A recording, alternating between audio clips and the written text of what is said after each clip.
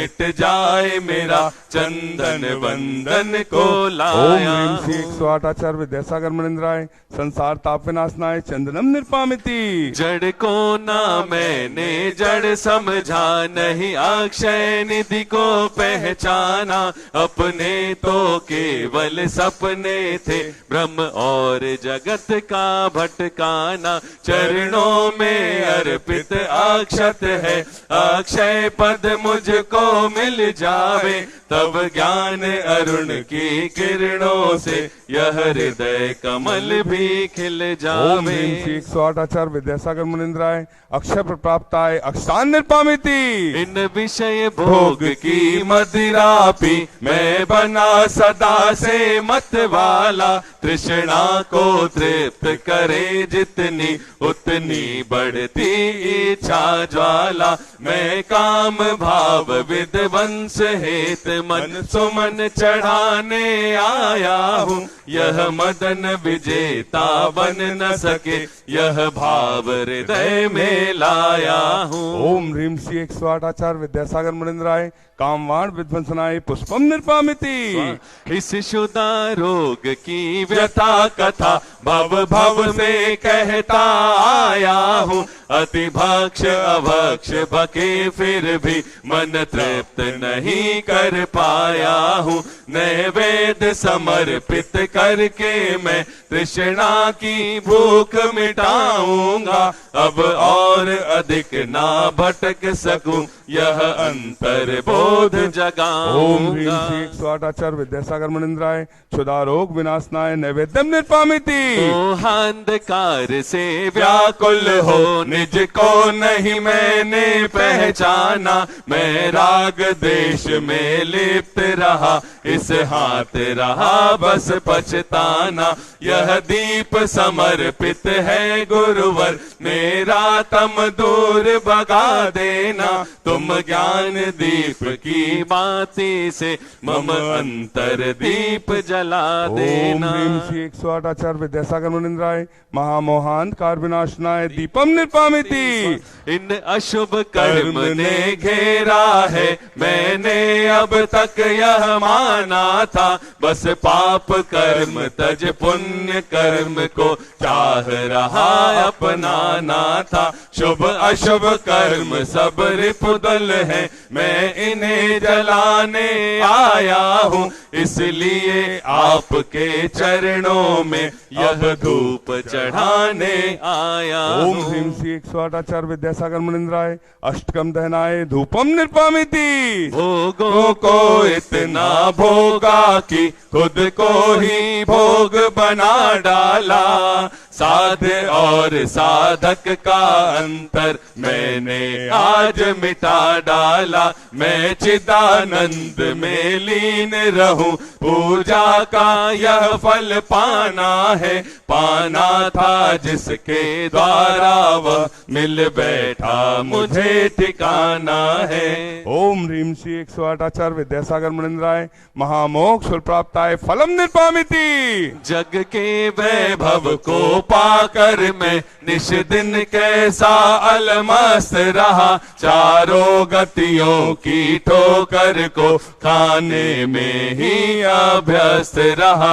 मैं हूँ स्वतंत्र ज्ञाता दृष्टा, मेरा पर से क्या नाता है। कैसे अनर्घ पद पा जाऊं यह।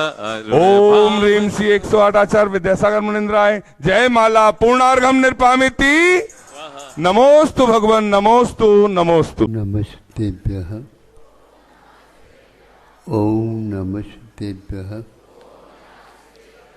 ओम नमस्तेभ्यः।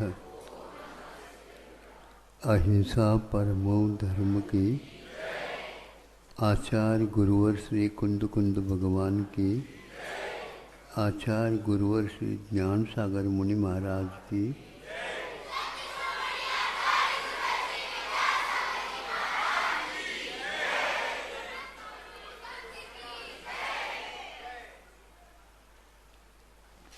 दो दिन से तत्वार सूत्र के एक एक अध्याय का विवेचन आपको मिल रहा है।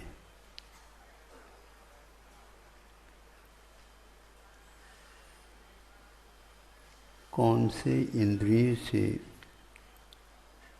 और मन से मति ज्ञान तो उत्पन्न होता है। ये सूत्र आया था कल।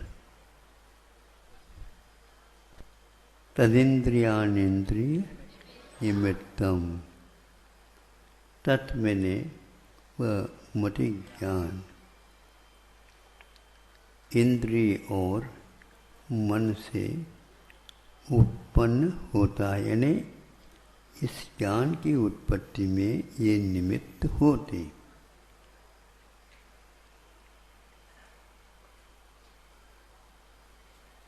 इंद्रियों से उत्पन्न होता है क्या बाहरी निमित्त से उत्पन्न होता है?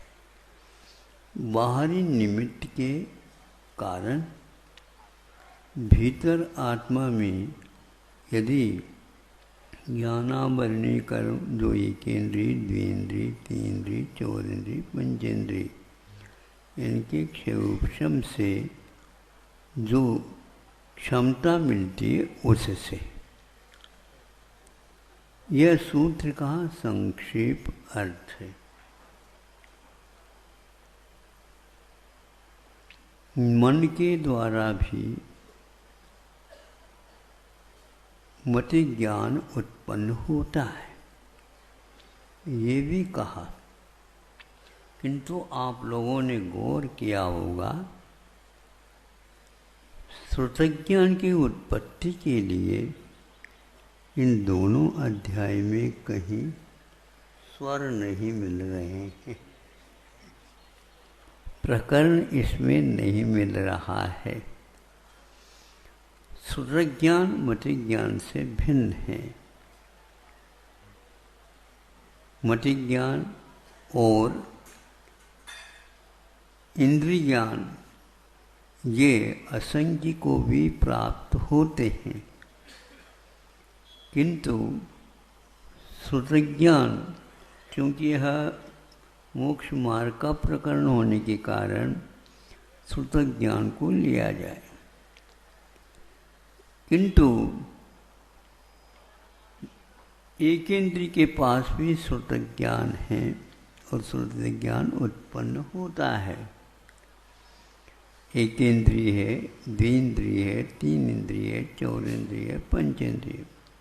मोक्ष मार्ग की अपेक्षा से तो उन्हें प्राप्त नहीं होगा, किंतु सामान्य रूप से प्रश्न उठेगा तो इसका उत्तर ये मिलेगा कि एक इंद्रिय के पास भी श्रुतज्ञान विद्यमान है।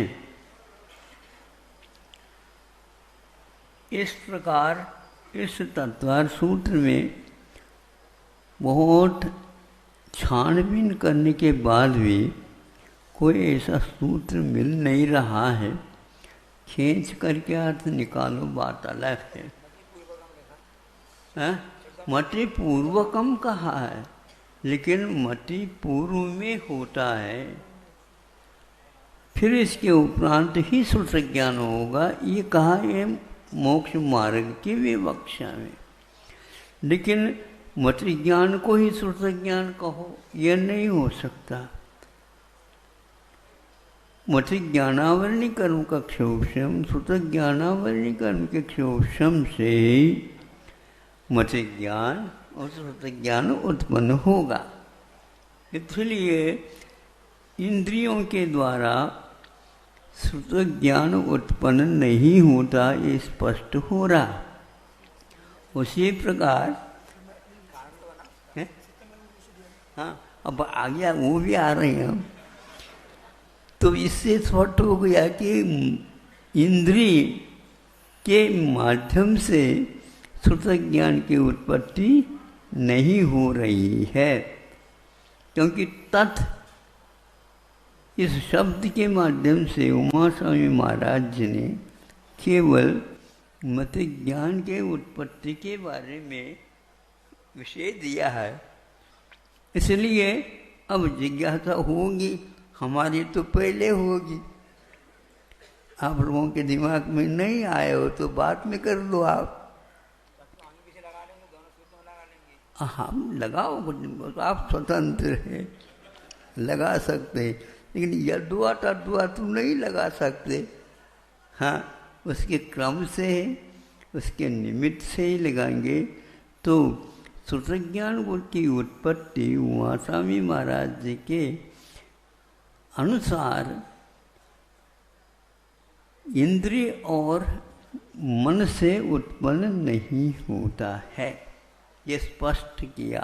क्योंकि तत् का अर्थ वहाँ पर मति ज्ञान से मतलब है, श्रुत ज्ञान से नहीं। अब ये कुछ लोग शंका कर सकते हैं, वह यह है श्रुतम इंद्रिय से तो कहा है। बिल्कुल, ये क्या कहता है सूत्र? श्रुत की, श्रुत को अनिंद्रिय ने मन का विषय कहा है, मन से उत्पन्न नहीं हुआ। इसलिए आप जल्दी न करिए, श्रुत ज्ञान की उत्पत्ति के लिए मन जो है निमित्त पड़ता है। हाँ, ये निश्चित है, मन होता है तो उस समय पांचों इंद्रिय भी होते हैं, ये पक्का है। लेकिन जहाँ पर पांच इंद्रियां होती हैं वहाँ पर मन हो भी सकता और नहीं भी हो सकता। इसलिए जल्दी न करके आप लोग थोड़ा सा मंथन करो। क्रीम के जो घी निकलता है ना, वह बिना बिलोने, तो वो आजकल जो है ना बहुत जल्दी बिना बुलौने घी खाना चाहते हैं। ध्यान रखो, उससे आपको चर्बी बढ़ेगी ज़्यादा और पाचन शक्ति के ऊपर प्रभाव पड़ेगा। फिर भी आप शंका कर रहे हैं इसके बारे में, आपका मन का निश्चित मंथन चल रहा है। लेकिन आप मन के मंथन का अर्थ ये नहीं लेना कि दही को छोड़ करके केवल पानी का मंथन करो। इसलिए आप लोगों को चाहिए तत्व सूत्र को आप देख रहे हैं, पढ़ रहे हैं, चिंतन कर रहे हैं और सुना भी रहे हैं, और मैं भी सुन रहा हूँ ये भी ध्यान रखिए। तो तदिंद्रियान इंद्रिय निमित्तम, यह मत ज्ञान की उत्पत्ति में इंद्रिय और मन निमित्त पड़ते हैं। यह इतना ही सूत्र का अर्थ है। तत् के द्वारा श्रुत ज्ञान को यहाँ पर इन्होंने छुआ ही नहीं है, क्योंकि यदि मन के द्वारा भी श्रुत ज्ञान होता है तो कौन से सूत्र में लिखा है इसको अपने को देखना है। तो उन्होंने ये आज के अध्याय में श्रुतम अनिंद्रियस्य ये कहा, लेकिन श्रुत ज्ञान की उत्पत्ति की बात यहाँ पर नहीं कही जा रही है, किंतु श्रुत ज्ञान को मन का विषय कहा है। पांच इंद्रियों के द्वारा जो श्रुत है, जनवाणी है, उसका ज्ञान नहीं होता है, ये इसका फलितार्थ है। दूसरा एक विषय अनिंद्रियस्य कहने से ईशत इंद्रिय लिया गया है। ईशत इंद्रिय में कभी भी स्पर्शेंद्रिय, रसनेन्द्रिय, घ्राणेन्द्रिय, चक्षु इंद्रिय और श्रोत्रेंद्रिय ये पांचों ही नहीं आते, किंतु ईशत इंद्रिय का अर्थ वहाँ पर और कुछ भी नहीं लिया। और यदि इंद्रिय उसको फिर भी मानते हैं मन को, तो उसकी निवृत्ति कहाँ पर होती है? और उसके उपकरण आदि के क्या बनते हैं, इसका कोई भी उल्लेख तत्व सूत्र और उनकी टीकाओं में नहीं किया गया है। इसलिए हम आपको यह आज्ञा तो देंगे नहीं, लेकिन ये सहयोग भी नहीं मिल पाएगा हमारा हमसे। आप जो है ना भले ही संकोच में पड़ जाओगे, तो आज तो महाराज सहयोग भी नहीं दे रहा है। योग तो वहाँ पर होता है कि कुछ संख्या हो, केवल शून्य के शून्य गुना कर दो तो कुछ मिलने वाला नहीं, और उसको कुछ मिला दो शून्य में शून्य तो भी कुछ मिलने वाला नहीं है। कुछ भाग दो तो भी वहाँ पर कर्ज ही होगा और कुछ मिलने वाला नहीं है। इसलिए बड़ी सावधानी के साथ आप सुनो सुनो, अनियत होना अलग विषय है, किंतु इंद्रिय और मन के द्वारा श्रुत ज्ञान की उत्पत्ति मानना अलग विषय है। ये हो ही नहीं सकता, और तत्व सूत्र में कहीं भी हो हमें दिखाओ नहीं है। इतना ही नहीं, धवला में भी यह नहीं आया, छाना हमने अच्छे ढंग से, हाँ, और अच्छे हथकरघा के कपड़े के माध्यम से छाना, छाना वाला बारह वाला, हाँ, इसलिए वहाँ मिलने वाला ही नहीं है। यह विषय पहले भी हमने दिया था, लेकिन जोरदार नहीं दिया था, किंतु आज जोरदार हम ये कह सकते हैं कि श्रुत ज्ञान की उत्पत्ति में मन और इंद्रियां सहयोग नहीं कर सकते, उमा स्वामी महाराज जी के अनुसार। दूसरा विषय,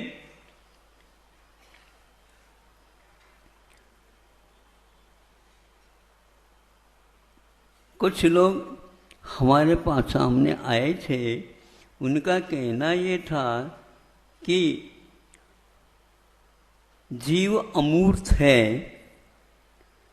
अमूर्तिकर्ता, हाँ, ये तो द्रव्य संग्रह में आया ही है, तो उसको जीव को अमूर्त कहा है, तो वह अवधि ज्ञान का विषय नहीं बन सकता है। किंतु यह उनकी तर्कना है या शंका है। शंकाकार के पास उत्तर हो ये नियम नहीं, लेकिन उत्तर जिसके पास है उसके पास शंका अवश्य रहती है।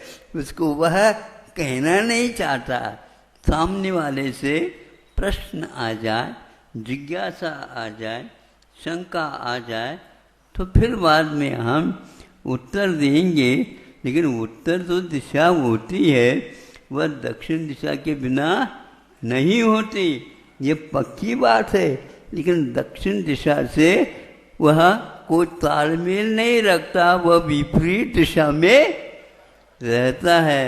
इसलिए आप लोगों के सामने ये कहना चाहता हूँ कि अवधि ज्ञान का विषय अमूर्त नहीं है, यानी जीव नहीं है, ऐसा कहने का कभी भी आप साहस न करिए। बंधम पड़ी यत्तम, बंध की अपेक्षा से कि इसमें एकांत है। कर्म बंध की दशा में आत्मा का स्वभाव अमूर्त है, ऐसा नहीं कह सकते हैं। इसलिए सिद्धावस्था में तो वह अमूर्त है, और बाकी संसार दशा के बात करते हो तो वहाँ पर 14वें गुणस्थान के अंतिम समय तक वे संसारिण मुक्ताश्च, मुक्त यदि है तो सिद्ध परमेष्टि है, बाकी सारे के सारे मुक्त नहीं हैं, इसलिए वे मूर्त है, ये सिद्ध हो जाता है।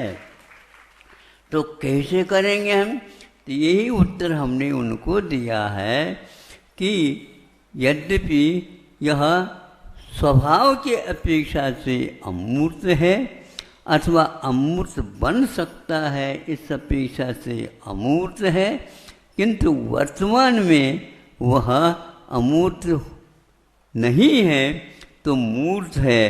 तो मूर्त है तो अवधि ज्ञान का वह विषय बनने में कोई भी बाधा नहीं। इसके साथ साथ कि मनःपरे ज्ञान की भी यही दशा है, वह भी अमूर्त के नहीं मूर्त के ही अनंत में भाग को अपना विषय बनाता है, यानी उसका भी विषय मूर्त ही है, अमूर्त नहीं है। अमूर्त को विषय बनाने का एक और उदाहरण है कि अणु जो है अमूर्त होता है क्योंकि इंद्रिय के द्वारा ग्रहण करने में नहीं आता, ये पक्की बात है। लेकिन उसको हम अमूर्त इस अपेक्षा से कह सकते हैं, किंतु अमूर्त यदि वह भी है तो परमाणु भी अमूर्त परमाणु को भी कहा है। इसलिए वह उस ग्रंथ के अनुसार अवधि ज्ञान का विषय भले ही बन जाए, लेकिन धौला इत्यादि में अणु को जो परमाणु, कौन से परमाणु, पुद्गलाणु, उसको उन्होंने कहीं भी नहीं कहा विषय की अपेक्षा से। नहीं महाराज, कहा तो है अवधि ज्ञान के लिए रूपिषु अवधे। रूपिषु जो कहा है ये बहुत महत्वपूर्ण है। इसमें पुद्गल द्रव्य का ये स्वरूप बताया और साथ साथ वह एक अणु नहीं किंतु बहुत सारे अणुओं के स्कंद बनने के उपरांत रूपिषु ये बहुवचन का प्रयोग आ सकता है, आता है। इसलिए अवधि ज्ञान बहुत सारे परमाणुओं के पिंड को अपना विषय बनाता है, उसके अनंत में भाग को वह सूक्ष्मता की अपेक्षा से मनःपरे ज्ञान अपना विषय बना सकता है। इसलिए जीव अमूर्त संसार दशा में नहीं है, इसलिए संसारी जीवों को अवधि ज्ञान मनःपरे ज्ञान अपना विषय बनाने में कोई बाधा नहीं है। विषय तो और भी थे लेकिन इतना ही ठीक है। अहिंसा परमो